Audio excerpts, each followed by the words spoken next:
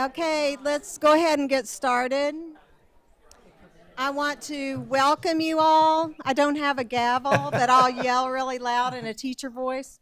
I want to welcome you all to the October 16, 2018 meeting of the Lexington County School District 1 Board of Trustees. And we are so happy that you have chosen to spend your evening with us tonight. Board, do I hear a motion to adjourn executive session and begin in the general session? So moved. Okay, thank you, Dr. Pitts. Do I have a second? Second. Okay, thank you, Dr. Powers. Any discussion? We'll take a vote. All in favor? Aye. Any opposed? And the motion carries. I want to call to order the general session. I want to notify you that we are in compliance with the South Carolina Freedom of Information Act. The district tapes the meeting for the accuracy in preparing the minutes. The district is in compliance with the South Carolina Freedom of Information Act by notifying the media of the date, time, and place of this meeting. Do we have any media here tonight? Okay, all righty. At this time, I'll call on Dr. Brad Pitts, who is going to offer our invocation. All right, let us pray. Loving and gracious God, you are indeed the giver of all good gifts, and we thank you today for all your many blessings. And on this day, we ask that you continue to bless our students, teachers, and administrators. We also ask that you be with this board as we seek your wisdom, guidance, courage, and strength. Be with us in our deliberations and help us to be wise in the decisions we make for the good of all those who have placed their trust and confidence in our leadership. Give us insight to lead with integrity, that our decisions may reflect what is right and good for all. Dear Lord, grant us the humility to always seek your will in all that we do and say. We ask all these things in your holy name. Amen. Thank you, Dr. Pitts. Board members, you have an agenda before you. Do I hear a motion to approve the agenda? So moved. Okay, thank you, Dr. Powers. Do I have a second? Second. Thank you, Mr. Anderson. Discussion? Okay, we'll take a vote. All in favor? Aye. Any opposed? And the motion carries. Board members, you were provided draft minutes for review and approval, and other than the corrections we have already provided, are there any additions or corrections to the minutes of these meetings?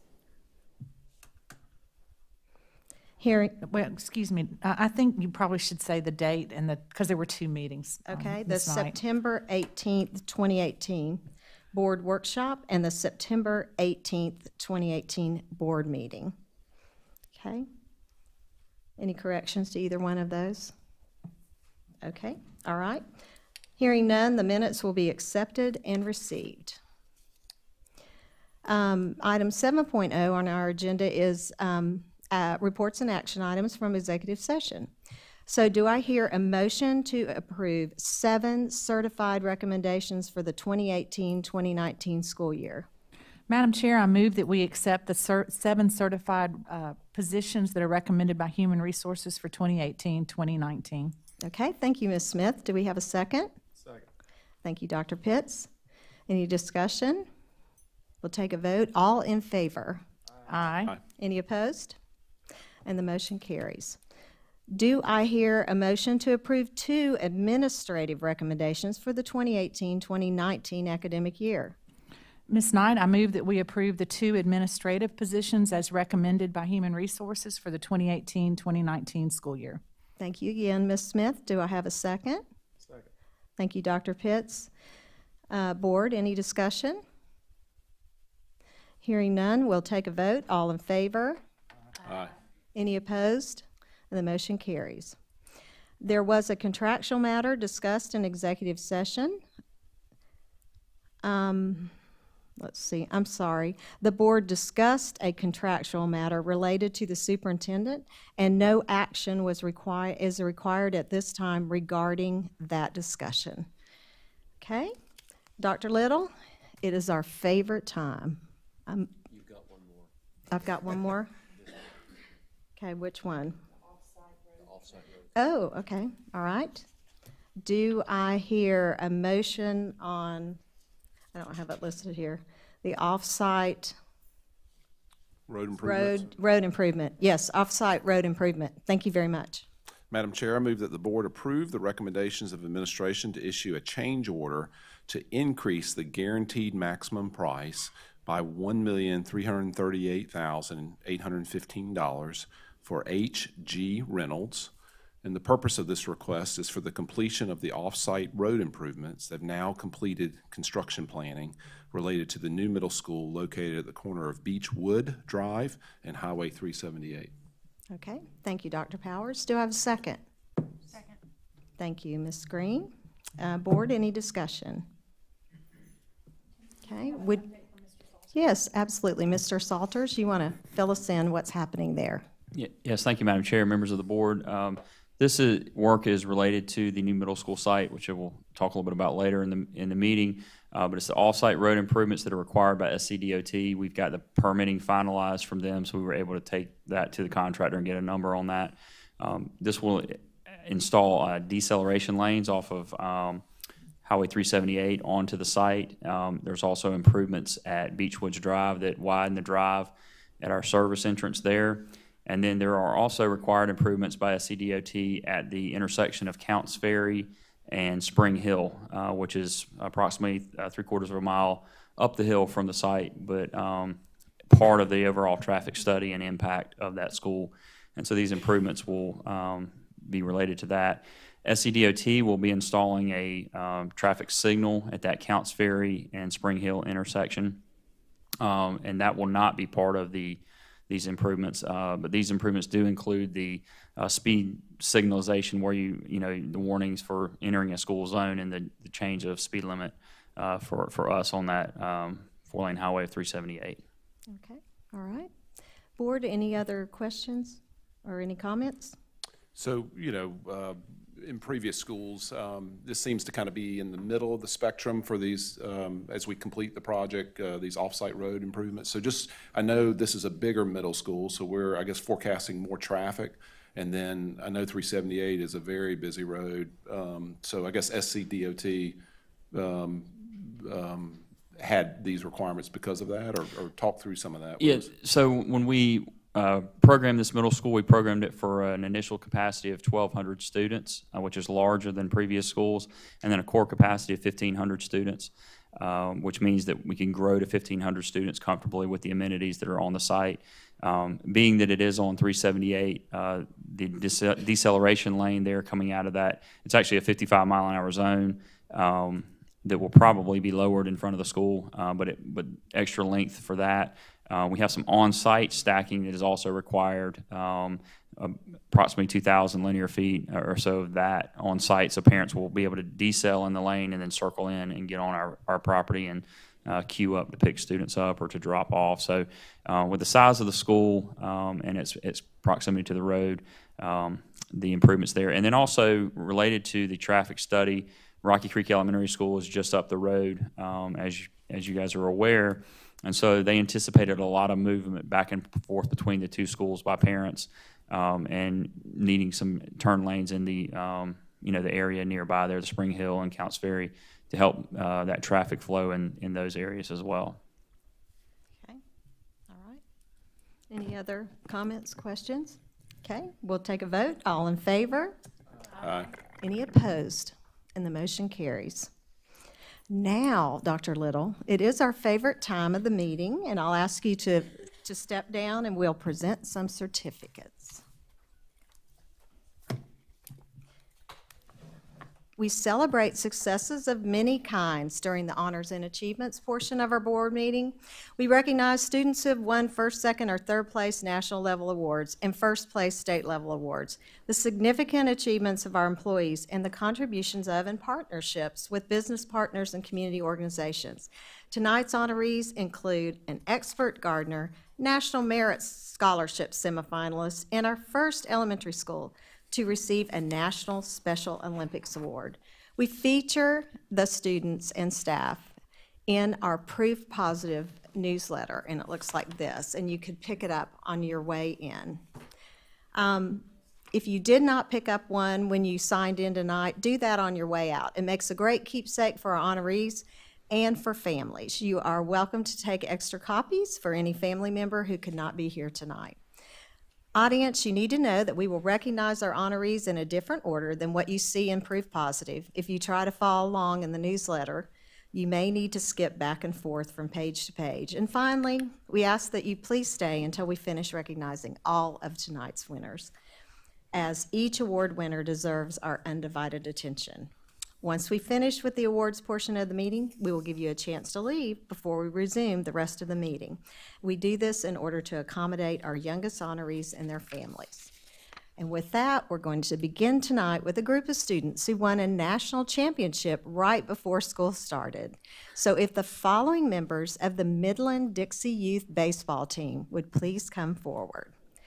Forts Pond Elementary's Jacob Kelly, Pleasant Hill Middle's M.G. Hornsby, Saxcoth Elementary's Keaton Bennett, White Knoll Elementary's Jackson Barano and Jacob Buell, White Knoll Middle's Chance Culley, Logan Gadberry, and Andy Salvato. Their coach is also a member of the Lexington District 1, Matt Hornsby, Athletic Director and Physical Education Teacher at Pleasant Hill Middle. These students won the Dixie Youth AAA World Series on August 9th, beating the North Carolina team 4-3. And during the World Series tournament, Midland played teams from Mississippi, Texas, and Virginia, and they lost only one game to Louisiana. So congratulations.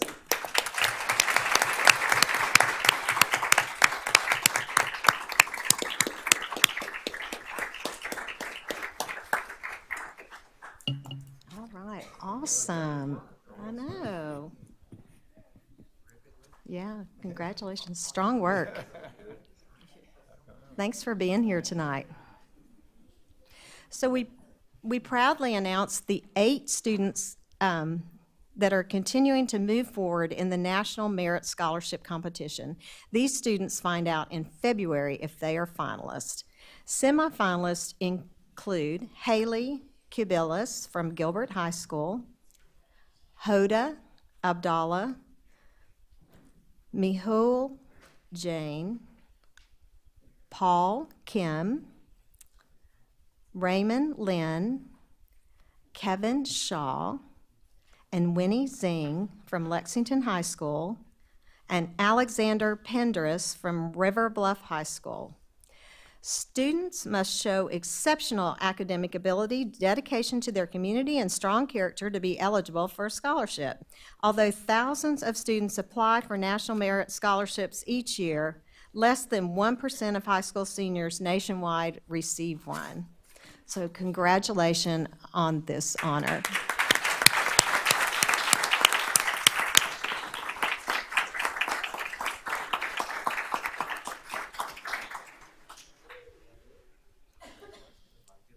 Awesome, yes.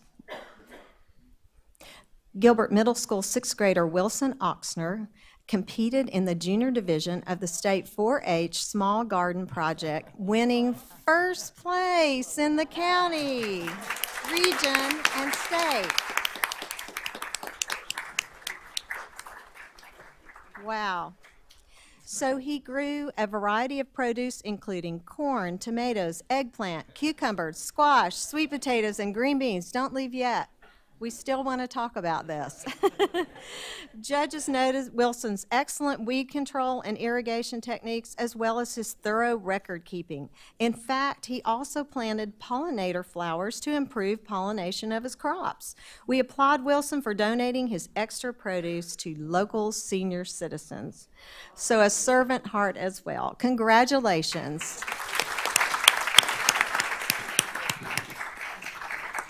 Does that donation imply that Dr. Little is a senior citizen?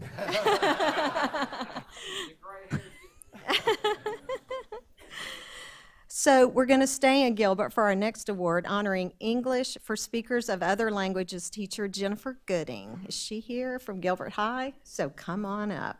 Ms. Gooding recently won funding from the Carolina Teachers of English to Speakers of Other Languages. With her Accelerate Language Learning Grant, she will purchase graphic novels for her students as they provide students with additional visual support and enhance their learning. The novels also give students stories that they enjoy reading in English. So thank you, Ms. Gooding, for supporting your students with this unique project.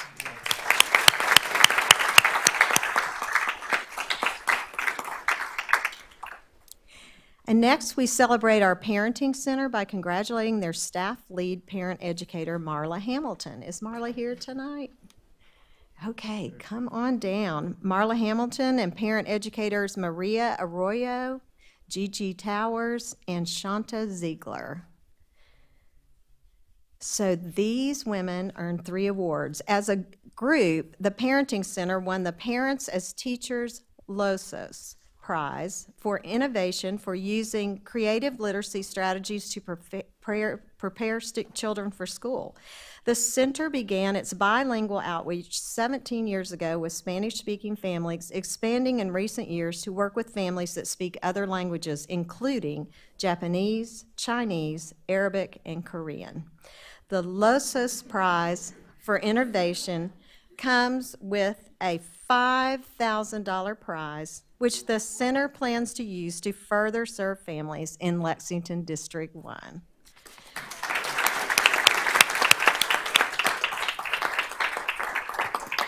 So I wanted to let you know that the parents as teachers recognized Ms. Arroyo as their Parent Educator of the Year and for using her own cultural experiences to recognize and relate to families that she serves. Ms. Ziegler was recognized from the Children's Trust of South Carolina, which asked parent educators to submit photos that captured elements of home visits. I think there's one up there on the screen.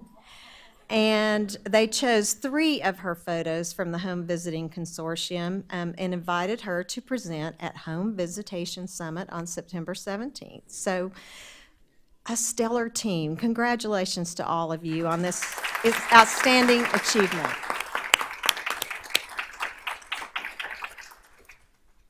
Continuing with our staff recognition, let's bring up Red Bank Elementary's Jamie Childs and Saxgotha Elementary's Tara Price. There they are. So Michelin honors 2 teachers every year, one from Red Bank Elementary and one from Saxgotha Elementary, who embody Michelin's slogan of a better way forward.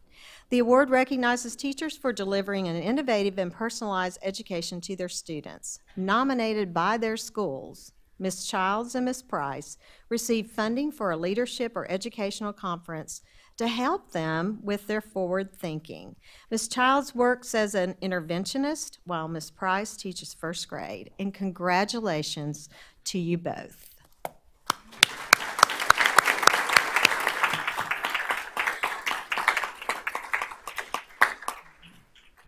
So we celebrate our Special Olympic athletes and the schools that support them with our next 2 recognitions. First, I am thrilled to announce that we now boast our first Special Olympics National Banner Unified Champion Elementary School, and that is Red Bank Elementary.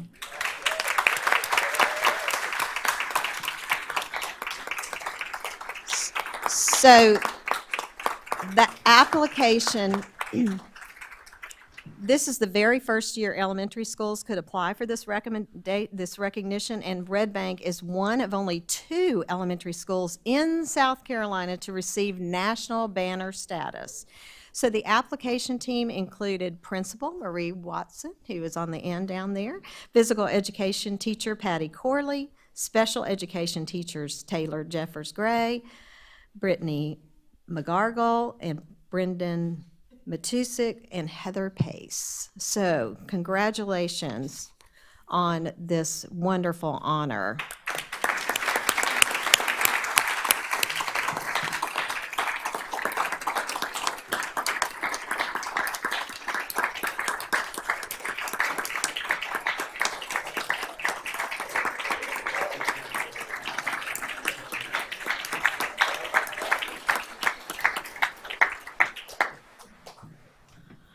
So one thing I do love about this program is that you get third graders involved, and they volunteer to give up some of their recess time and work with students.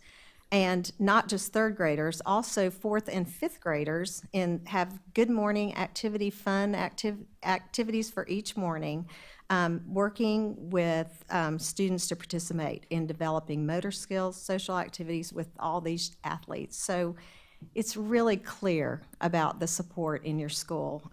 What a wonderful program.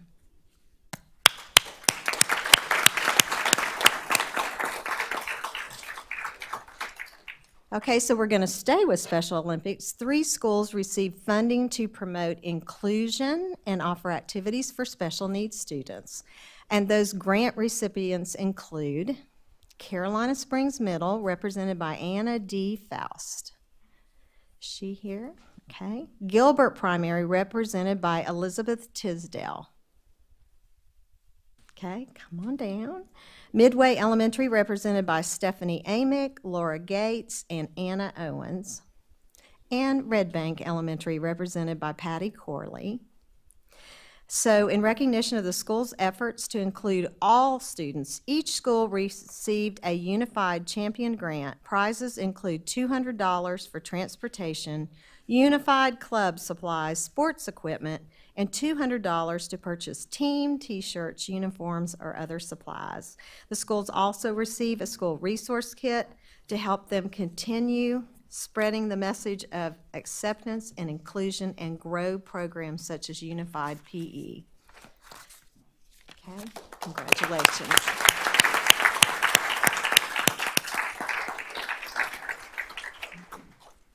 Okay.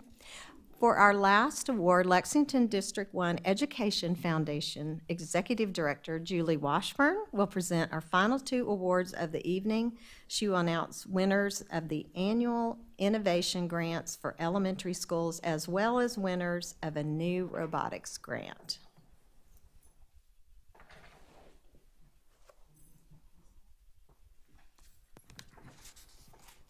I appreciate y'all letting us be here tonight. I'm with the Educational Foundation, and this is a fun part of my job. Our mission is to raise money to support Lexington 1, our students, teachers, and educational programs. So I'm happy to be here with you to recognize award winners for 2 of our grants. One is the elementary grants for innovation, and the other is the robotics grants. And these total, actually, for the 2 combined, are over $45,000 that the foundation is awarding tonight. And it impacts more than 3,200 students in our school district. So it's great that we not only raise the money, but then it goes back to support our kids and our teachers and the learning that they're doing every day. But to give you brief background on the innovation grants, we recently asked for proposals for elementary schools, and they actually had to guarantee a 10% match, but the grants are worth up to $5,000 each. The foundation has a board, the allocations committee, which reviewed each of these grants, and the schools were charged to incorporate standards of the school districts into them. One which specifically encourages engagement and strategic innovations. So basically, you know, teaching kids how to learn a subject matter in new or different ways. So making it very exciting for the students who are involved in the projects. And we have some great ones that were proposed this year. The foundation board felt very strongly and ended up funding all of them. So, you know, they contemplated at one point and said, hey, you know, let's go forward. So it's a neat thing when we're able to fund it and have the financial resources to be able to do that. But I'm actually going to introduce the chair of our foundation board, Simeon Bryant, who's going to have the honor of actually recognizing each of the schools tonight for the innovation grants. This thing doesn't look at me. Good evening. This year, Lexington One Educational Foundation awarded a total of $27,432 in grants to 6 very deserving elementary schools.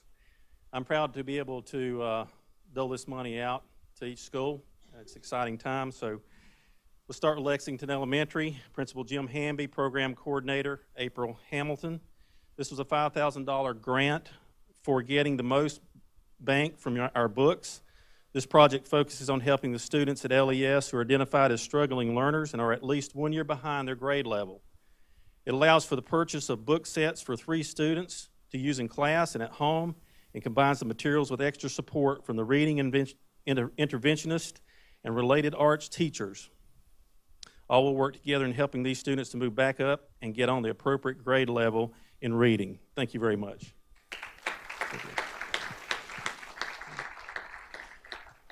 Midway Elementary, Principal Jane Fickling, Program Coordinator Alyssa Langford, and Jane Fickling.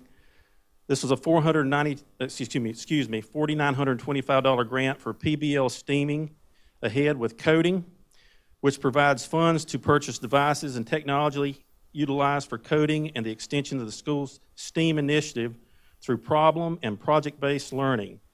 This grant ultimately allows for equity of access to coding and benefits the entire school. Congratulations.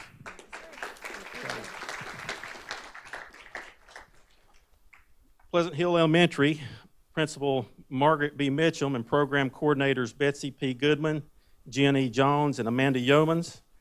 This was a $4,494 grant for No Fear Engineers Design the Future project.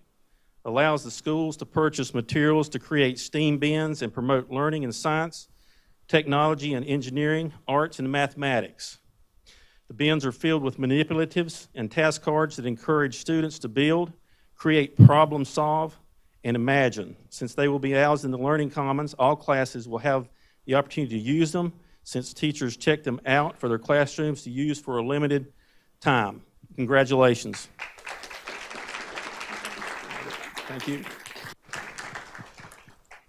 Red Bank Elementary, Principal and Project Coordinator Marie Watson. This is a $5,000 grant for Up, Down, Inside Out, Learning My Way project, which allows the school to purchase flexible furniture to better engage their students in learning. Studies have proven that classroom design contributes to student engagement and participation. So I need a little remedial. So the new flexible seating and adjustable desks should have a very positive effect on these elementary students. Congratulations.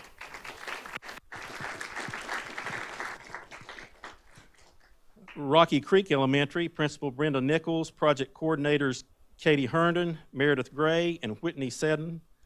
This is a $4,514 grant for STEM starters, projects that creates learning kits students can use independently or as a team to learn science, technology, engineering, and math skills. The kits are targeted towards students who arrive very early to school and need academic yet fun ways to engage themselves in learning even more before the class day begins. Congratulations.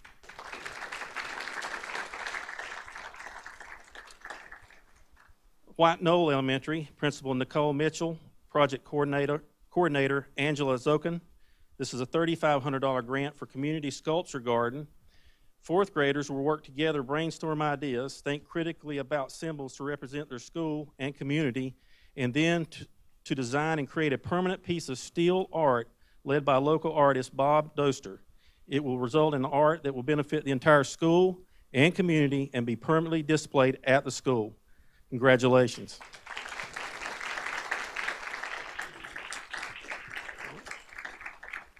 It's picture time, right? Do you want me to move this podium out of the way?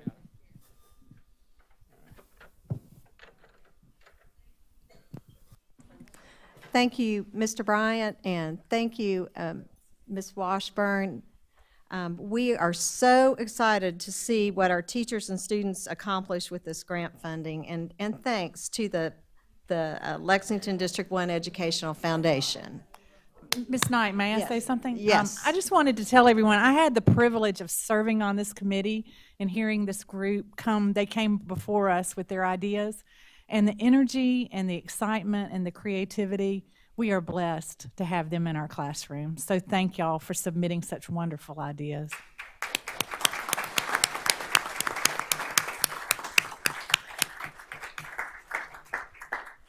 And as we approach the end of the year and it's charitable giving, please consider the foundation. Yeah, absolutely. Yeah, absolutely. Okay.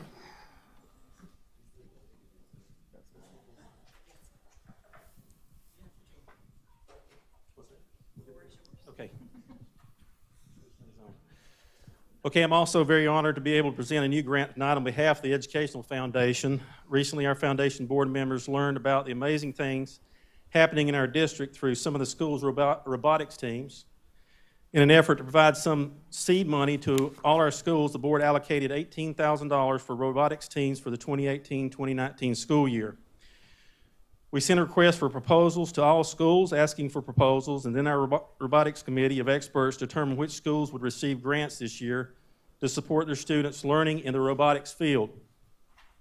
Students participating in these teams learned about collaboration, teamwork, public speaking, engineering design process, computational thinking, range of motion, simple machines, and more, all of which are valuable skills to future employers.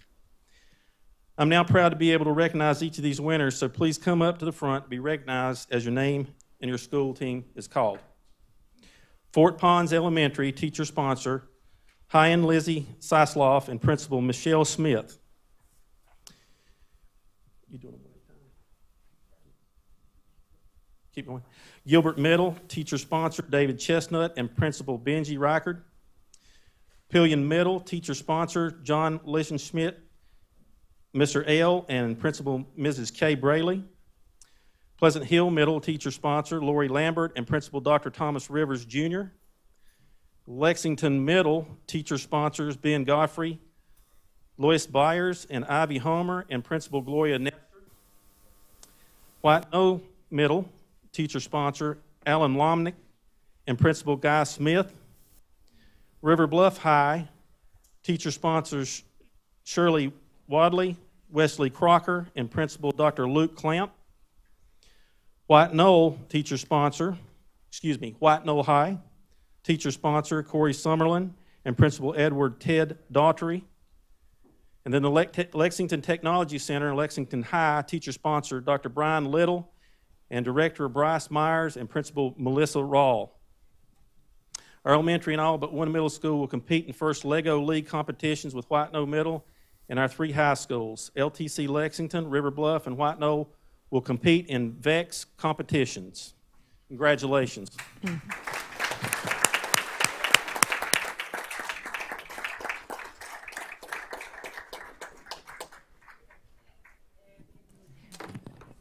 Miss Knight, I'd like, while they're taking the picture, I'd like to, if you didn't see it in the paper last week, there was a really nice article about the Michelin grants to our robotics programs, and there were some great comments from the folks at Michelin about the opportunities that these kids in these STEM programs and robotics programs have to be career ready when they graduate from high school.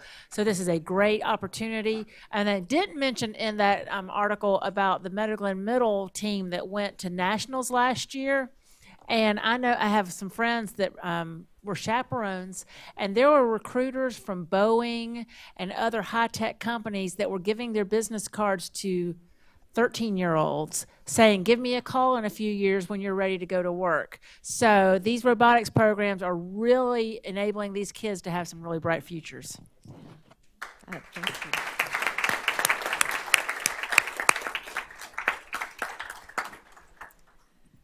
So I just want to say thank you again to the Lexington District 1 Educational Foundation.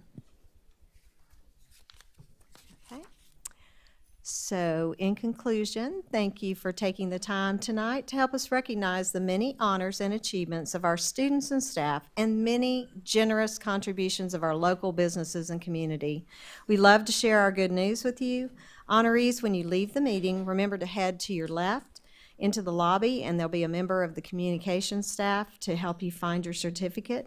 And just as I promised, you're welcome to stay for the remainder of our board meeting. However, if you need to leave now, we'll give you a quick and quiet moment to do that right now.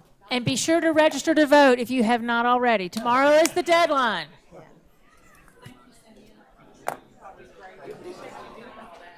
Simeon, that's great. Yeah, I know. It's awesome. It's awesome. That's good. Handout money is good. Okay.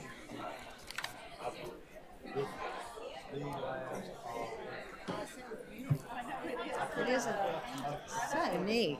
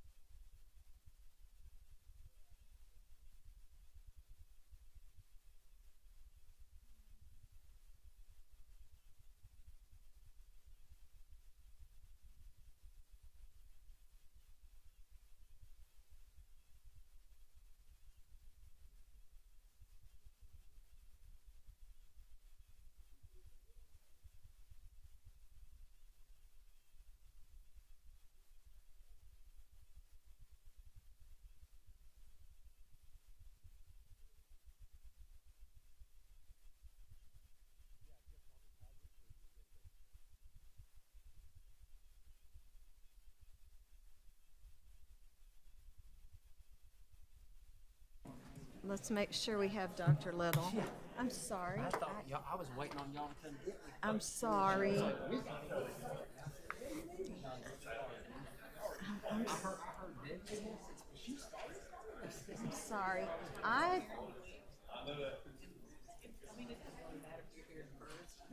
It's fine. I figured you were busy. No, I'm sorry. It was weird because you weren't in there. Okay. We have 1, 2, 3 students from River Bluff, the 2 young ladies here and the young lady there with the choker on. Okay. And then we have a Boy Scout in the back. 3 students from River Bluff. So they're here getting political hours. Okay. Oh, cool. And then we have a Boy Scout working on his citizenship in the community. Boy Scout. Do we know in their names? Working in a, what is it called? The citizenship? I think citizenship in the community. Citizenship.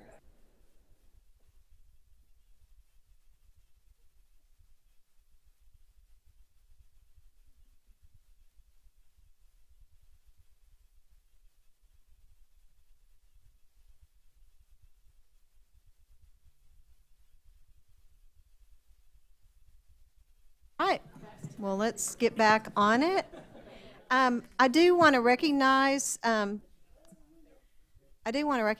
students that we have here. Do we have students here from River Bluff? Yay, very good. Thank you for joining us for our meeting. And I understand we have a Boy Scout working on citizenship in the community. All right, at the very back. Yeah, we're glad you're here. Okay, 9.0 is citizens' participation. Is there any one that's filled out a card to speak to the board? Okay, thank you, Ms. Hill. Okay, then I don't have to read all of that. Okay, we'll go to item 10.0, which are action items. Item 10.1, we'll go to Mr. Salters, naming of the new middle school. Thank you, Madam Chair, members of the board. I want to take a minute just to show you some pictures of the site since it's been a little while since we've seen those. And you'll see a lot of changes that have occurred in that period of time. This is the front of the school, and Highway 378 would be down here on the bottom of the screen, and Beechwood Drive would be over here on the left. And I guess since the last time we saw pictures, we have roofs over the classroom wings and over the administration area. We've got some decking over on the gymnasium area, and we actually have what's coming out of the ground there is our little theater. And here's a kind of an aerial shot right above that. It's great what you can do with a drone these days. It's a lot easier than having somebody fly over in an airplane. So again, the little theater is taking shape there, and then we'll have an angle. You can now see in this picture 378 is here, so that kind of gives you an orientation. This will be the front driveway of the school, or front drop-off area. Main parking lot is here to the left. This was taking, I believe, late in the day, because when you go out there early in the morning, this whole parking lot is full. There's usually about 160 to 200 workers out on the site every morning, really making progress, as you can see from the pictures here. Shot of the rear of the school. And then from the classroom wing side, each of the classroom wings is roofed now. We've got stairwells set in each wing, and then in the main corridors as well. And then straight from above. Really gives you a good orientation to the layout of the campus. Again, a larger site, or a larger school building from a middle school standpoint with 1,200 initial student capacity.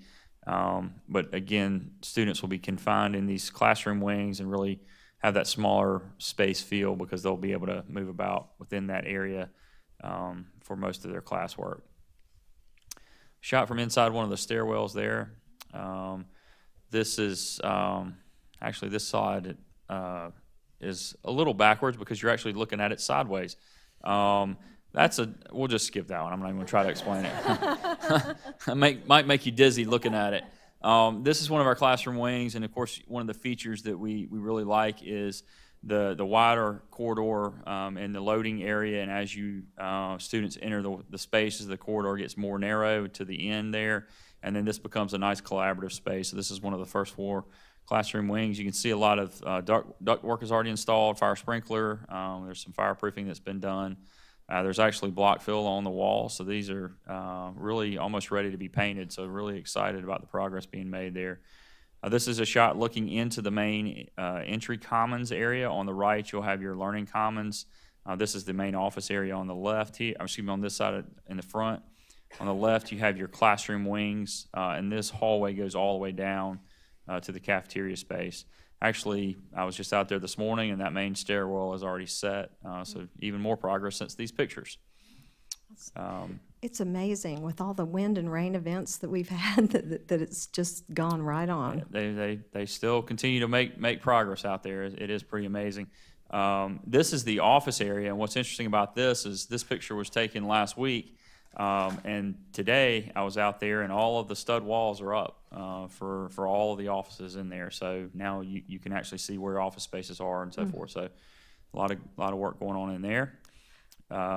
We've got Mr. Salters, we would love to coordinate a time for a board to visit out there. We'll absolutely talk about it and see what we can get a schedule. That'd be great. We'll try to do a surprise visit, so that I think every time you guys have scheduled a meeting out there, we've had multiple inches of rain. So yeah, we'll just work a surprise. We'll just show up. How about that? And then this is actually a shot from the hallway. You're actually looking.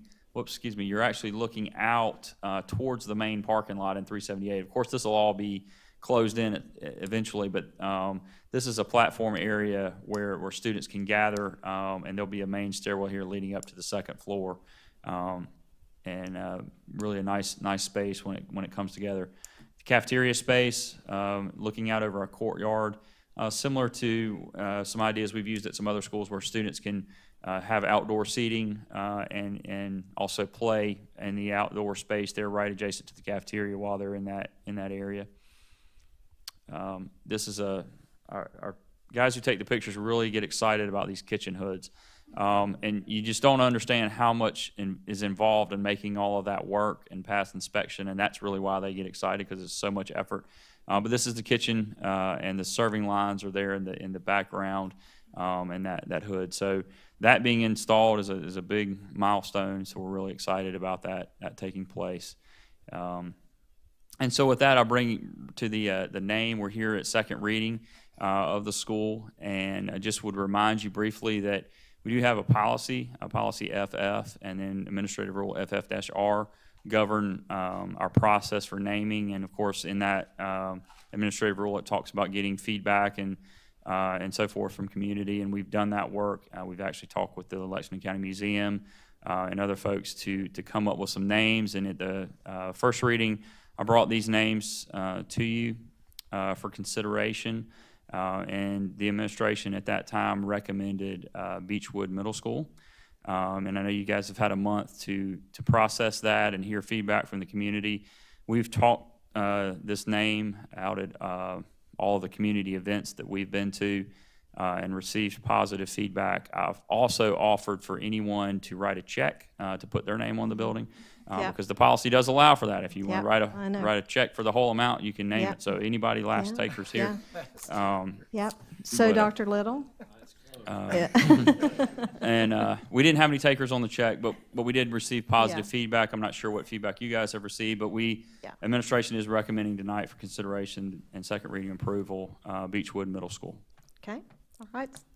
So board members, you've heard the recommendation of the administration for naming the new middle school. Do I hear a motion? Yes, Madam Chair, I move that the board approve the recommendation of the administration to name the new middle school located at 1340 Highway 378, Lexington, South Carolina 29072, Beechwood Middle School. Okay, all right. Thank you, Dr. Pitts. Do I have a second? Second. Okay, thank you, Ms. Green. We'll take a vote, or let's see, any discussion? Okay, we'll take a vote. All in favor? Aye. Aye. Any opposed? And the motion carries. Beechwood Middle School. Okay, very good. All right, 10.2, we'll go to Dr. Talley. I have to say that that's good because that's a unique acronym. Since all of our schools have we've managed to have unique acronyms throughout the district, and that is consistent with that. So for clarity, that's excellent. Yeah, perfect. Okay. Dr. Talley, you're going to talk to us about the ever-changing academic calendar. Unfortunately, I am. As you know, Board, we've had an interesting fall relative to weather. So tonight, I'm bringing to you your thinking on some recommendations we're making. You know that students and staff missed 4 days of school, Tuesday, September the 11th through Friday, September the 14th, due to Hurricane Florence.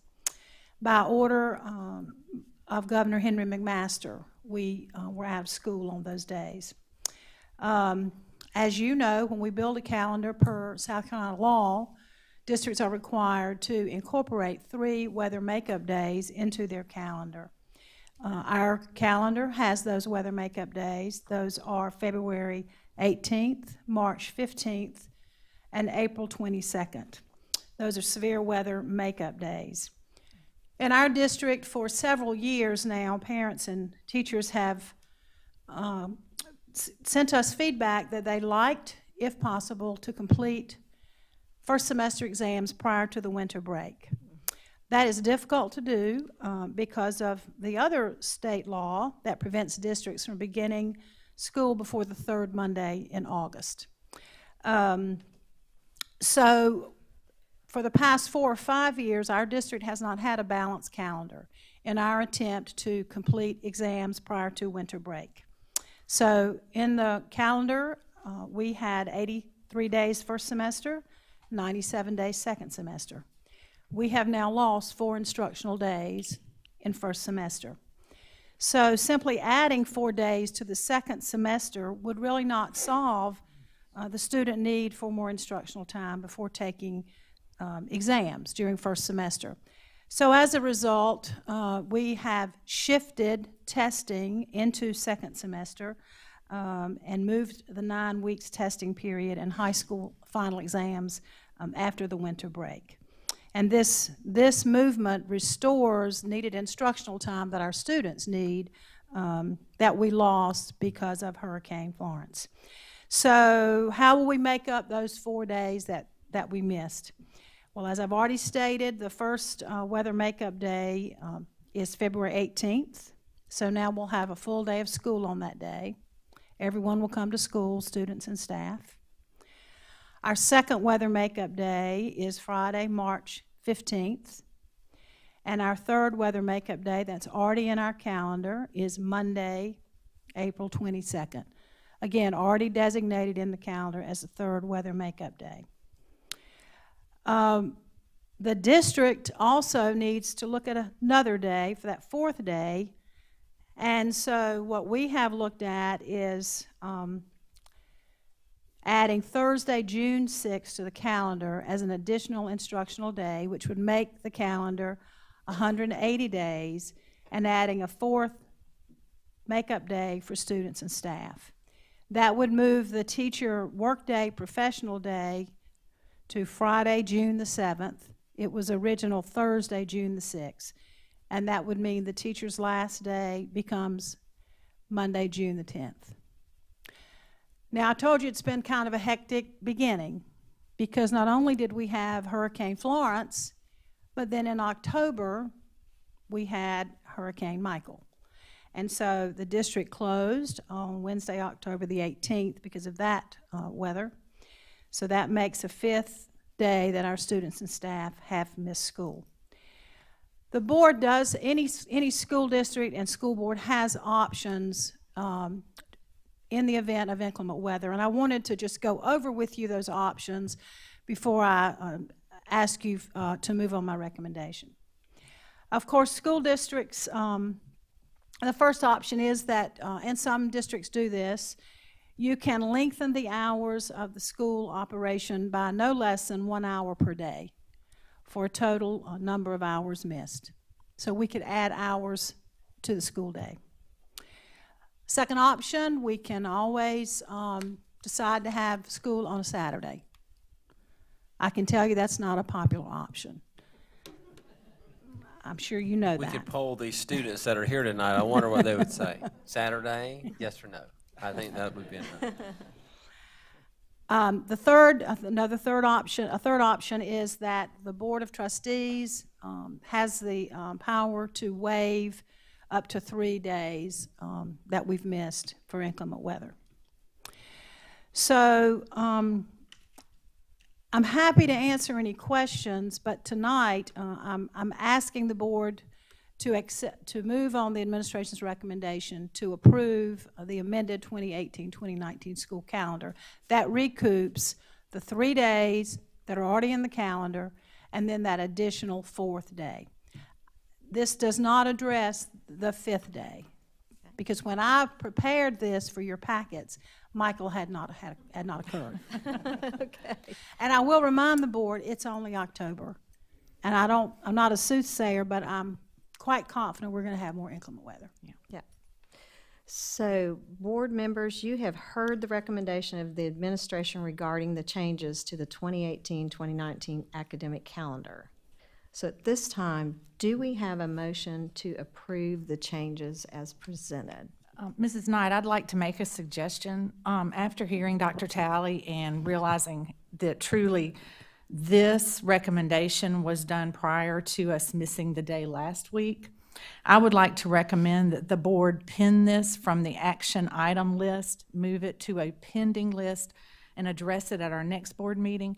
The reason I would like to do that, I would like for us to hear from our teachers, the staff, our parents, our community. I will be honest, I'm going to give my personal opinion. I don't think adding 1 or 2 days to the end of the year buys our students anything. I think we've already completed testing, we've already gone through graduation. I don't see that that buys anything, but I understand that Dr. Talley and her team want to make sure that we get all of the instruction time in that we need. That being said, our board generally does not forgive days.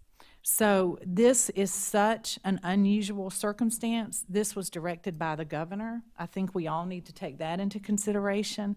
The other thing I think we need to take into consideration is, as Dr. Talley stated, we have not hit the winter months, and we do not know if we're going to have ice storms. So I think this is a big issue, and I think this board needs to take a little bit more time on the 2 days, on the 4th day from Florence, and on the 1 day from Michael, and pin it, get some feedback from our community, our teachers, our students, and then come back and make this an action item next month. Okay, all right. Were there other comments that the board would like to make concerning these changes? I agree with Ms. Smith's suggestion. Okay, all righty. Do we need a motion then to? I don't think so. We're We're just moving the item to the next board agenda. For the and next we board had agenda. an unusual circumstance, so I think it warrants that movement. Okay. I also just want to make a comment about Saturday school. Yeah. I think I recall in the past we've done Saturday school, and we really do have about 40% absences on a Saturday. So you really are not gaining instructional hours for all of our students. And I absolutely agree with Ms. Smith that we'll move this to a pending list and we'll bring it up at the next board meeting. And talk through also adding an hour to the day, because it seems like operationally, I mean, how do you assign the classes, kids' activities, all the transportation? I mean, is that? It's a nightmare. Have we ever done that? And could you imagine the traffic? I just know that there are many districts in North Carolina, because our poor neighbors to the north have lost lots of days this year. Right.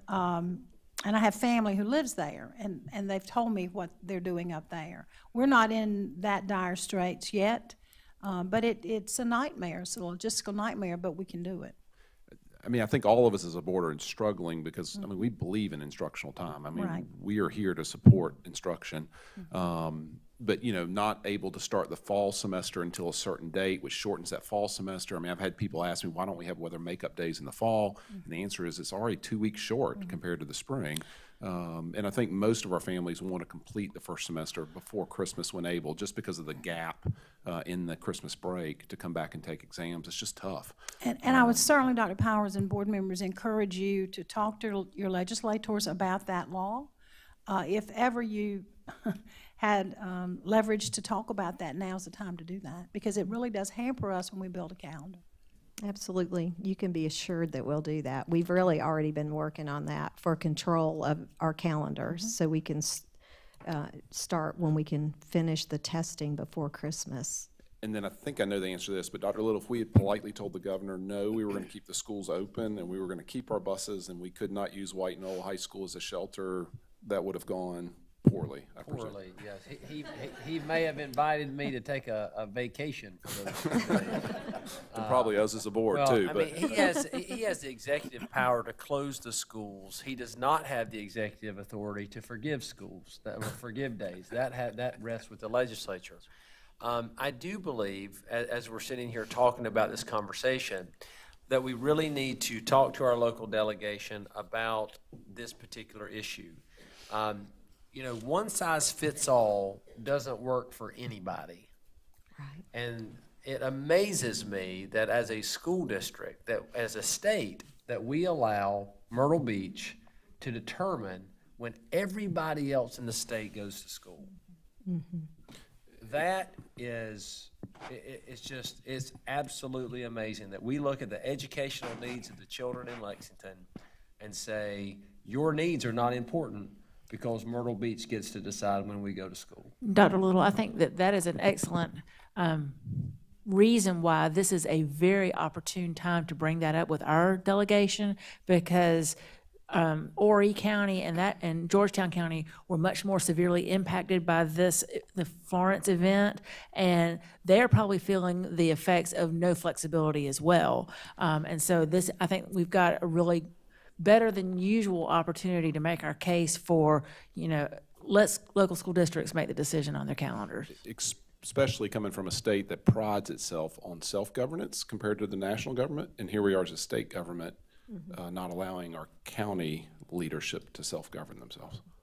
But Dr. Little, I did understand from Dr. Talley, not only can the legislature forgive days, but this school board can forgive days as well. That's another part of our option. Just as a reminder that the school board could forgive up to 3 days, and then after we've made up 3. Scheduled the first 3 days. That's correct. Right.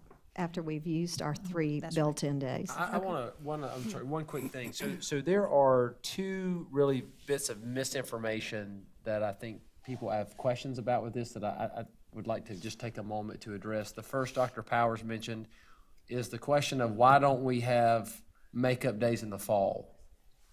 So Dr. Talley, I'm going to lob that question over to you. So why don't we have makeup days in the fall? If you could talk about, number one, why we don't in the fall and why it's important to put your makeup days later on in the year. If you would just tackle those 2 things. And then I want to tackle the question about why can't we use a collaborative planning day as a makeup day? Because those are the questions that seem to keep coming up. Well, I think it's pretty obvious why we don't put, to me it's pretty obvious why we don't put weather makeup days in the fall, because we need to get in as much instruction as we can pretty quickly. And Mr. Salters will tell you, he and I talk about this all the time. People say to me, well, I've gotten lots of calls that have said, go ahead and put that weather makeup day in the fall. I can't guarantee that we're going to miss any days next year in the fall. And then if we put that in there, we're out of school. That's missed instructional time. So it's a crapshoot. Now, you can say back to me, but for the past 4 years, we have had inclement weather. But you know what? As soon as we put a weather makeup day in that first semester, we're going to have sunny skies and no wind and rain. Maybe we should put it in. So maybe we should. Well, and also, Dr. Talley, if you put that day in the fall, then that takes a day away from. It takes away a day the from second instruction. semester. It's you're not maximizing your. Yeah, that's exactly right. So, second question is when you collaborative planning day. Districts per law are allowed to miss up to 3 hours per day in our case, we do it either 5 times a year or 6 times a year. Because we go to school a longer time, and that formula equals out to allow us to do that many days. But that half day counts as a full day. So, but the question is, well, we're going to add the half day to it. Why doesn't that give us the actual more instructional time? Because you have to have 6 hours to make up a day that you've missed, and that's Correct. per law. Ms. Knight, may I just say one more thing? Yes. The board wants to hear from the community, and on the Lexington One website are our telephone numbers, our addresses, our email addresses. And so if you hear of someone that has an opinion about this and they want to share it, please contact any of us and let us know your thoughts before we vote next month. And I know that we all have heard from a lot of folks Yeah. already, but please call us. Let us know how you feel. Okay, thank you, Ms. Smith. Okay. I'm going to go back to Dr. Talley, but we're going to change subjects. Do you want to talk about the student travel request? Yes, ma'am. Thank you, Madam Chair. This evening, I am asking you for approval of 23 student travel requests. I reviewed each one, and they're in compliance with board policy. Okay. All right. So do I hear a motion to approve 23 student travel requests as presented? And these were in your packet, board.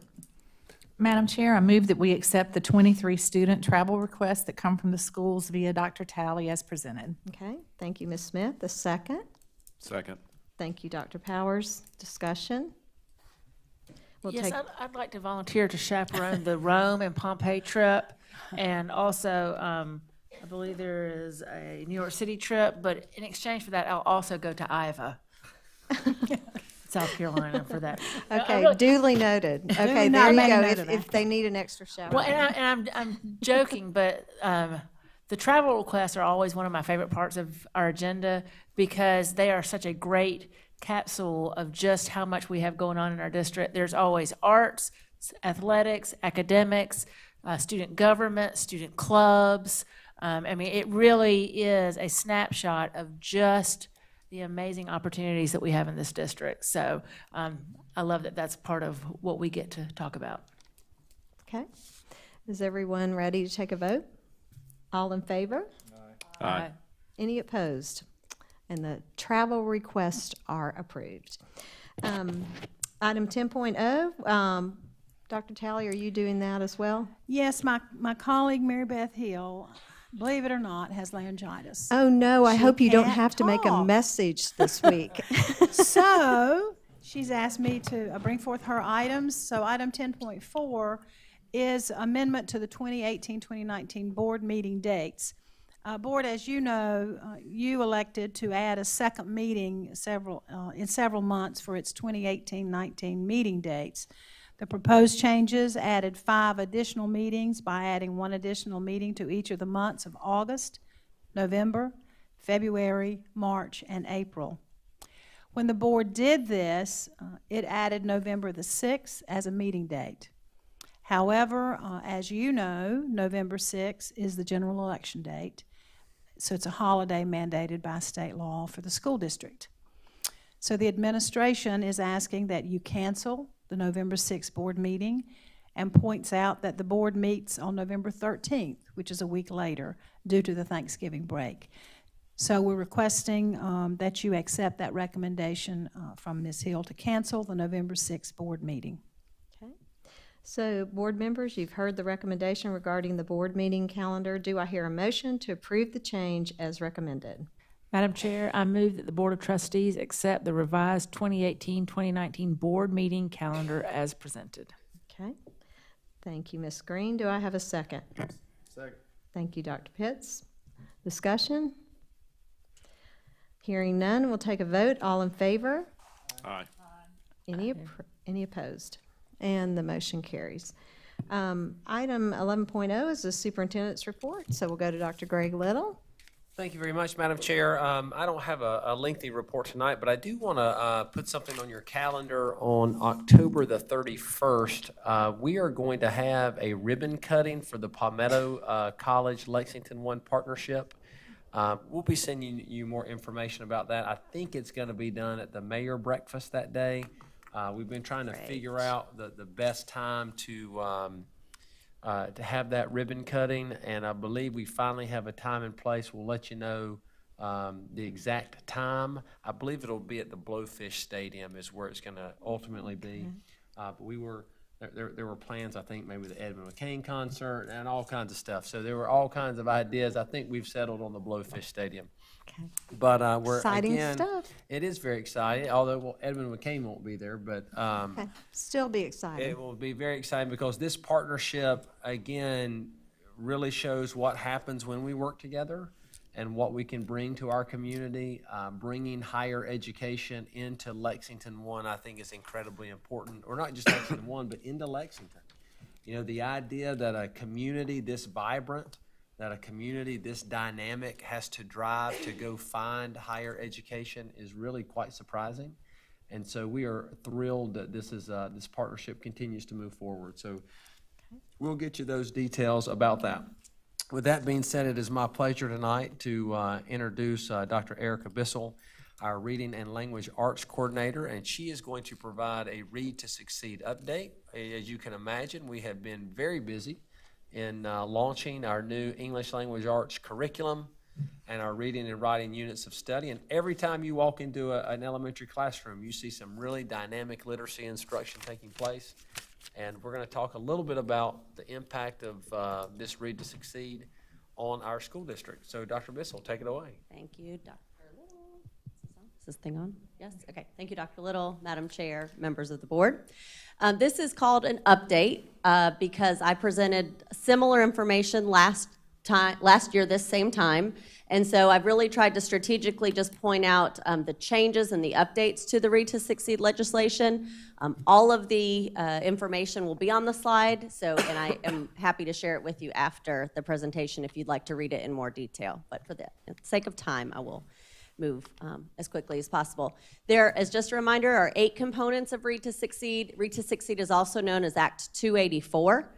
The 8 components are listed here. I'm going to talk about the updates to each one very briefly. Reading plans, I've told you several times before that we have a state reading plan. The first plan was approved by the state board in June of 2015. We have been expected for the years since to have a district reading plan, and also each of our schools have a school reading plan. We have just realigned and redrafted our district reading plan to align to our new strategic plan, and so both are very tightly aligned and complement each other very nicely. Our schools did the same so that they would have plans that complemented not only our district reading plan, but also our district strategic plan.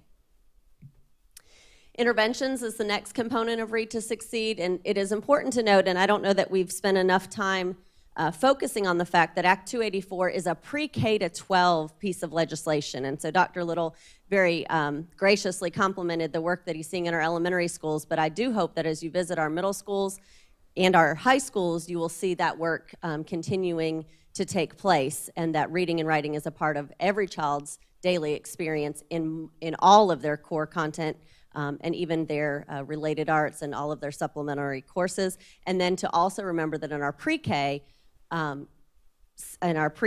sites, that we should also see literacy experiences, a rich literacy environment, and see opportunities for kids to be immersed in literacy as early as they come to us as 3-year-olds sometimes, and sometimes 4. And then also a note about intervention, one that the board had to was challenged with a few years back, was that all interventions must be provided by certified teachers, and that was part of Act 284 and a change that we had to accommodate and find solutions for here in our district, and we did a wonderful job, and I think our response intervention program is stronger because of it. Early learning and literacy, the law requires that we have a readiness assessment and administer a readiness assessment to all pre-K and kindergarten students. The importance of readiness is that the assessment is literally assessing what kids learn and know, and the knowledge and skills they come to school with. So it is not an assessment of our pre-K programs. It is not an assessment of our kindergarten curriculum instruction or assessment. It is literally assessing what kids have received literacy-wise from birth to the time they enter our school. It does, though, provide us with some very important data to advocate for more 4K and pre-K programs, because what we're seeing is that students coming into our pre-K and coming into our kindergarten classrooms do not have the foundational literacy skills they need to hit the ground running and be as successful from day one to meet the high expectations of pre-K and kindergarten. Because kindergarten sure is not, it is not what it used to be. There are no naps, and there are a lot of high expectations, and if they don't come with foundational skills, they are behind before they even come in. Third grade retention. So this is the biggie. When I presented to you last year, this was just beginning to be on our radar. So beginning with the 2017-18 school year, which was last school year, a student, per the law, must be retained in the third grade if the student fails to demonstrate reading proficiency at the end of the third grade as determined by the state summative reading assessment, which is SC Ready. The law does state SC Pass, because that's when the law was written. So we have tried to update all our documents to ensure that our community and parents and stakeholders understand that SC Ready is the assessment that determines the conversation around third grade retention. Students who qualify for a good cause exemption may be promoted to fourth grade. And so there are several good cause exemptions, which basically provide opportunities for students who have had experiences that lead us to believe that they have had some intervention that would allow them to continue on to fourth grade and retention not be an appropriate placement for them or appropriate decision for them. There are good cause exemptions that can be considered for those students. So one of those, there are 7. I'm not going to spend time going through each one with you. Again, I can provide you with all of this information after the presentation. But if students meet one of 7 good cause exemptions, they will be promoted to fourth grade and will not be candidates for retention.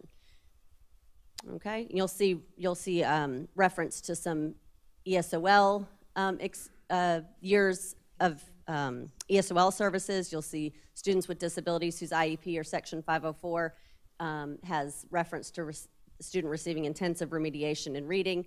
You'll see those who have been previously retained are also may be applied a good cause exemption. So if they've already been retained once, it's not automatically that they can't be considered for third grade retention, but it's definitely the good cause exemption can be explored. The good cause exemptions are very detailed, and you must meet them letter for letter. So a lot of times we have to be very cautious that when you see, oh, they're in our ESOL program, or they've already been retained, or they have an IEP, automatically they cannot be considered. That is absolutely not the case. We have to meet the exemption word for word and line by line. So we've been helping our schools ensure that they know for sure that a child meets the exemption before we take them out of the retention conversation. And the max is 2 years, it looks like? The slide before, I think. So it's 2 years that we would hold them in third grade potentially? No. Which? 2 years Number 5. Reading intervention. Who have received, so prior to their third grade year, if they have received 2 years of reading intervention and they've already been previously retained, they cannot be a candidate for third grade retention. Okay. So you have to kind of go back and say, okay, that would be kindergarten year, first grade year, second grade year. So if any of those years they received reading intervention and they were retained either in kindergarten, first or second grade, then they cannot be retained again in third. No, the retention, if they are candidates, is only for that additional third grade year. So it's just 1 more year. Okay. Yes, I appreciate you asking for the clarification. And then you'll see the last 2 exemptions are really related to what happens after they take SC Ready. So number 6 is a portfolio documenting that they have mastered state standards in a reading level equal to or at least 1 level above the lowest achievement level. So that's, for example, if they do not score MET or the second level of not met on SC Ready, our state assessment, we can use other forms of documentation to justify their promotion to fourth grade. And then seventh exemption is successfully participating in the Read to Succeed Summer Reading Camp, which several of you have come out to see our celebration at the end of our past very successful camps. So if they participate in summer reading camp and then are administered another assessment at the end of camp and receive a particular score or above, they can also be promoted. So 7 ways that we really are working to ensure that every third grade child is promoted to fourth grade, but also with the caveat that we're providing all of the interventions to them as early as they need them, because early intervention is definitely the thing that's going to prevent that need for retention in third grade. Do you have insight in why they pick third grade? Because we've talked before, in second grade, you're Earlier. learning to read, and then in third grade, you're reading to learn. So why third grade? So there's a lot of buzz around the reading proficiency of students in third grade. That's how you determine how many beds you need in your prisons, and there's all of this correlation data. It's also the first year that they take a standardized test. Okay. So it's one of the first times you'd ever have data to really hang your hat on to say, oh, that child isn't reading on grade level. That makes sense. And then also, we've looked at some other laws in some other states and followed their lead. Gotcha. Okay. So, It's Read to Achieve in North Carolina. It's an identical law. and Florida has one. And so for kids who are transferring between states, this, in theory, has some consistency. Possibly, and or looking for that thing that's going to Right. put the fire under us to kind of get us, I think the retention piece is the piece that draws the most attention. But there's a lot of conversation and discussion that is third grade really, but that's really what it's based on, is it's the year you have the data. It's the year they say is a predictor for the success of children beyond, and it's following suit of some others that have tried it, though not very successfully, but they've tried it. I'd also like to add, if you'll recall, we added 8 new intervention positions this year in our elementary schools. And how we assigned those, we looked at the number of, and I hope I'm not stepping on any of your future presentation here in the next couple minutes. No, But we did do that. We assigned where schools still had large number of kids who were not being served, and we assigned, we landed on 8, I believe that number was, of new interventionists, in large part because of this. And Dr. Little really just highlights the collaboration within instructional services and across divisions to ensure that we have the supports and the teacher resources and student resources we need to be successful and to move students and intervene as early as possible. Quick question, Sure. and I don't want to go off on a tangent, but I participated in a webinar today that the School Board Association sponsored, and it was the Education Oversight Committee's presentation about the new school report cards. And I was just curious, the kindergarten readiness assessment, is that the one that's referenced in the school report cards that's going to be part of the reporting? Yes, it's called KRA. Yeah. And it stands for Kindergarten Readiness Assessment, and all of our kindergarten students take that at the beginning of the year. And that will be the data that was reported, yes. So this is the communication plan. So a part of the retention piece of the legislation, it's all about communication. What the if you can say positive, one of the benefits that we've seen from the whole retention conversation is it's encouraging us to have early intervention conversations with parents. So rather than getting to third grade and saying, oh, surprise, your child's not reading on grade level, it's really causing us to start in pre-K and K and 1 and 2, and as soon as we see that there's a deficit, to have conversations with parents about how we can collaborate in order to help that child make the progress they need to make. Throughout the whole third grade year, there is a ton of communication that is legislative requirement. We have to contact all third grade parents in the first quarter to make sure they're aware of the legislation and aware of the possibility of retention, not to cause alarm, not to say, we were really nervous about whether or not that would get everybody, a little heightened and concerned. It's really just, this is something you need to be aware of. If this is something that we need to talk further about, we'll reach out to you in quarter 2. We've encouraged all those meetings to be face-to-face. But again, it has encouraged conversations much earlier, and so that communication is key. And once we have a partnership with parents, a partnership with community organizations, we have volunteers, we have mentors, all of this becomes so much easier to make sure that all hands are on deck and moving these kids forward and getting them where they need to be. So summer reading camp, as we prepared, it's a process. It starts in quarter 1 when we start talking about summer reading camp. So we wrap it up in the very last week of July, and we start talking about summer camp again pretty much in August, because it's a process on how we determine who's going to be invited to camp. So I am not going to belabor the point. Summer reading camp used to be not as high stakes as it is now, but since last summer was the summer when that became a good cause exemption. And so it has a lot more expectations tied to leading up to it, and then the expectation of students to be there day in and day out so that we can give them the intervention over the summer that they need to help them be ready to move on to 4th grade. One thing I did want to note, though, we had 90 students attend summer reading camp, and only 2 of the 90 were required to attend per the qualifications of the legislation. So in quarter 3, we used our data dashboard that Dr. Phillips has shared with you in the past, and I think is going to revisit with you next month, to kind of anticipate students who we think are going to be candidates for retention. So we don't know anything until they take SC Ready. Well, they don't take SC Ready until the last 20 days of the school year. So it's a little late to invite kids to summer camp at the end of May, when we're expecting that they have to attend 96 contact hours during summer camp. So in quarter 2 and 3, we start to use our data, which we feel like we have very good projections of students who we think may get flagged on SC Ready. And so we then invite them to camp. The amazing thing, and one that I think is really telling to the piece that Dr. Little pointed out about intervention and the collaboration, is that 90 students attended camp based on the invitation, and only 2 of them actually flagged on SC Ready and were required to attend. So, you know, we have a lot of work to do. Our work is never done. We want every child reading beyond their grade level expectations. But it is amazing the commitment of our parents and our community. They see an opportunity for their kids to continue to learn and grow over the summer, and they made sure their kids were there for 96 instructional hours over the summer, which is a huge commitment. So I just wanted to point that out. Just a little bit about our summer reading camp location. This year was at White Knoll Elementary School. We tried to give a 2-year stint because it's a lot of juggling on the custodial and housekeeping staff to kind of clean around the camp.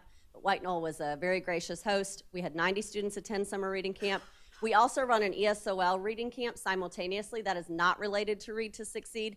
40 students attended that camp, and we run so we can share resources. Our employees, we employ a lot of folks over the summer for summer reading camp. 1 lead teacher, 1 special ed push-in teacher, 15 classroom teachers, 3 interventionists, 3 related arts teachers. Students have related arts every day. Does not count as their instructional time. 1 library assistant, 1 front office staff, 2 housekeepers, 9 bus drivers, and 1 dispatcher. And our partnerships include Lexington Main Public Library, our food service. We do leverage the free feeding program. So we also always host at a site that has the free feeding program. So breakfast and lunch is included for all of our campers every day. So that kind of determines where we're going to host our camp. So we've had Saxagatha, Red Bank, and now we're going to go into our 2nd year at White Knoll.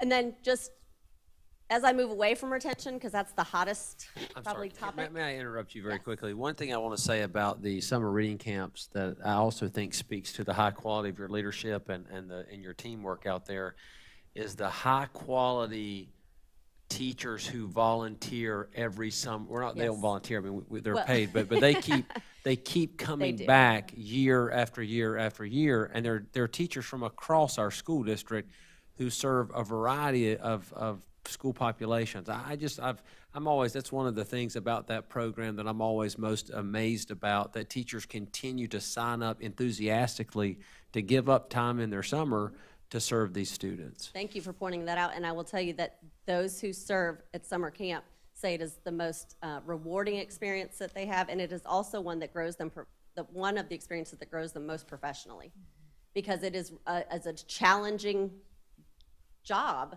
to work with our striving readers who just need that extra. It's about social, emotional, academic. It's everything when you go to summer camp. And I see kids in our schools, I've seen them in the fall, and they recognize me, I recognize them, we have a connection, and I check in and see how they're doing in 4th grade, and they want to come to summer camp every year. I have as people say, are you doing an alumni camp? I'm like, no, I wish I could, and I've talked to Mr. Anderson several times. You know, we would love to expand. This is a state-funded, this is an opportunity that is state-funded, so it's in legislation, and they actually do provide us funds to support it, which we are very thankful for. But it is an amazing experience, and if we could offer it to every child, we would, because the kids love it. They want to come every day. We have stories of kids who don't want to. We got to figure out why they're not wanting to go to school during the regular school year. That's something we've got to own and figure out what's the missing piece there. But for some reason, there's something about camp, and I think it's the social, emotional, academic connection with the wonderful teachers that come out.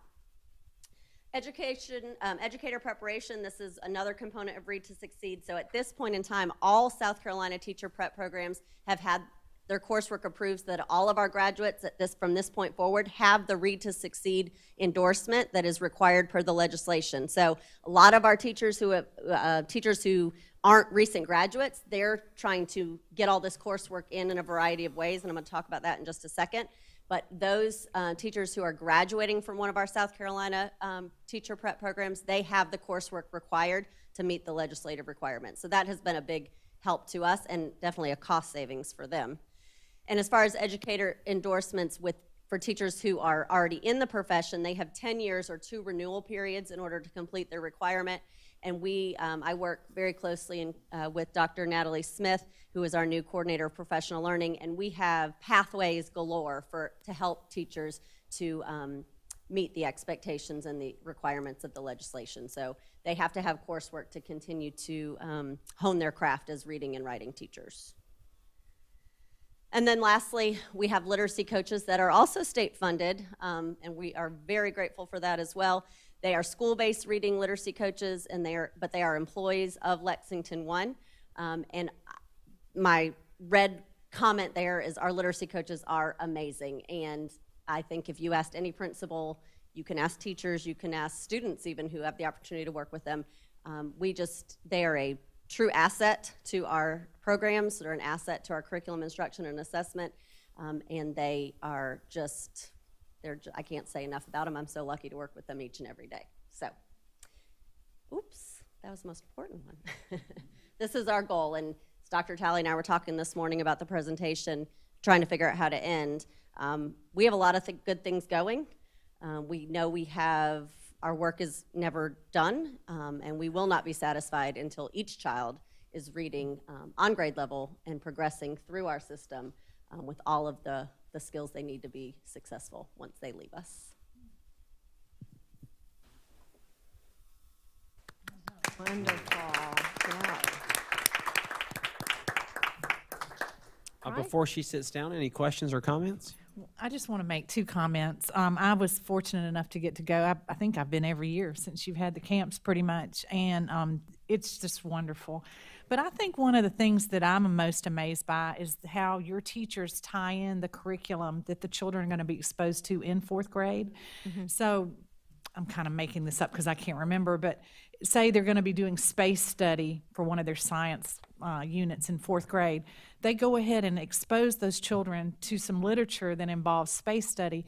And I think anytime you can help these children, they're already struggling, and you give them a leg up. I just was so impressed with everything you do that you're setting these children up for success.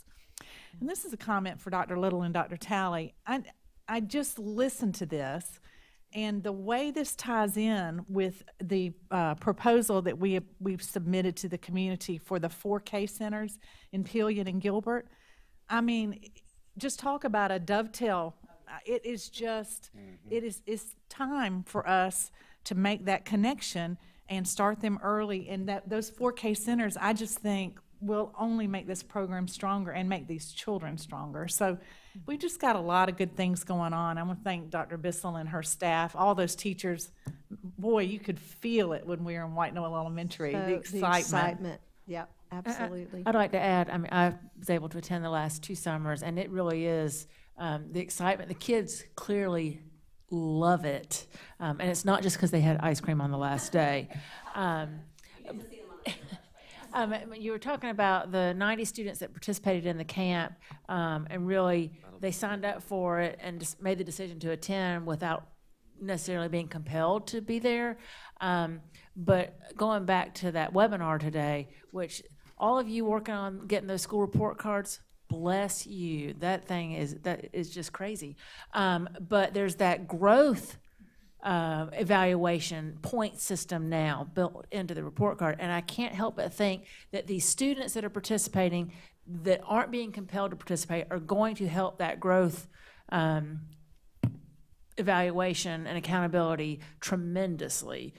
So I'm pretty excited to see how we are continue to achieve in that area, because I think that we're well situated to hit a home run there. I do want to say that we are going to go through the report cards, that whole system in at our November 13th meeting. So that's what we're going to spend that time doing. After the webinar today, I might be sick that day. Yeah, it's going to be something. It's going to be something. Yeah, we'll have more conversation about those report cards and the problems with them later. But very nice work. Okay, we'll now go to Mr. Stacy to talk about policy GCOA, evaluation of instructional staff.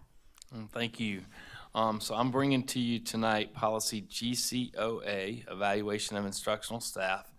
State requirements for certified evaluations changed in a past legislative session, and so therefore we present policy GCOA, evaluation of instructional staff, for first reading. Some policy GCOA includes specific information about evaluation of certified staff members and comes from the model policy recommended by the South Carolina School Boards Association based on our federal and state laws. Our attorneys have vetted this policy. It replaces the current Lexington School District 1 policy, and that policy is also included in the packet. We present this policy update to the board for first reading tonight, your reaction and review, and we'll bring it back next month for the second reading. Okay, thank you very much. We'll go to Dr. Talley for policy AC, non-discrimination, equal opportunity. Thank you, Madam Chair. Again, I'm bringing this forward for Ms. Hill. For first reading, policy AC, non-discrimination, equal opportunity.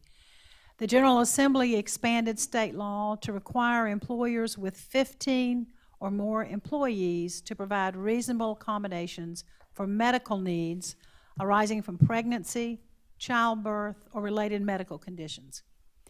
The General Assembly's intent in passing it was to combat pregnancy discrimination. In some, it requires employers to provide reasonable accommodations to employees and applicants for medical needs arising from pregnancy, childbirth, or related medical conditions. The School Boards Association recommends revising policies with an anti-discrimination statement to include explicit protections for pregnancy, childbirth, and related medical conditions. As you know, Lexington County School District 1 works with the South Carolina School Boards Association on revisions to our board policies and our policy manual. This also involves renaming those policies so that they conform to the National School Boards Association's codification system. In fact, the South Carolina School Boards Association bases its model policies on the NSBA's model policies. School Boards, South Carolina School Boards Association's General Counsel and Director of Policy and Legal Services coordinates this process. So we updated policy AC and recodified it in 2016. The administration tonight presents the changes to AC non-discrimination, equal opportunity for first reading, and these changes reflect that expanded law. So we present this policy update for the board's first reading, reaction, and your review, and Ms. Hill will bring it back for action next month. Okay, thank you very much.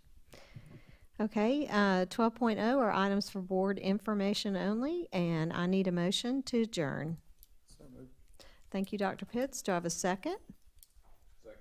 Thank you, Dr. Powers. All in favor, please stand up. You all have a safe drive back to your homes, and thank you for joining us tonight, and we'll see you next month.